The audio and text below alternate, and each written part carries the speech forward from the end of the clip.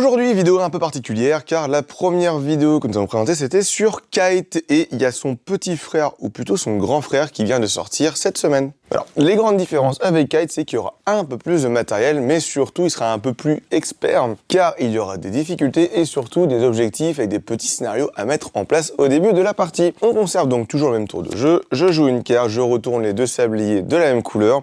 La grande différence, c'est qu'il y aura le sablier orange. Le but du jeu, c'est que ces sabliers-là ne soient pas vides, alors que ce dernier, on va devoir le faire avancer jusqu'au bout. Mais dis-moi, Jamy, comment fait-on avancer un sablier? Comme ça. Du coup, comment ce dernier avance? Il faut pouvoir jouer une carte ayant la couleur correspondante. C'est surtout que ce dernier soit au préalable vide. Lorsqu'un sablier arrive à 0, du coup, on va retourner un petit spectateur qui fait « c'était pas si bien que ça ». Et au bout de 3 spectateurs retournés, le spectacle est terminé et les joueurs ont perdu. Fireworks, il ne faut pas le voir comme une petite extension de Kite. On a vraiment de grandes différences. On peut jouer par équipe, on a plein de petites cartes avec des objectifs à remplir pour passer à l'objectif suivant.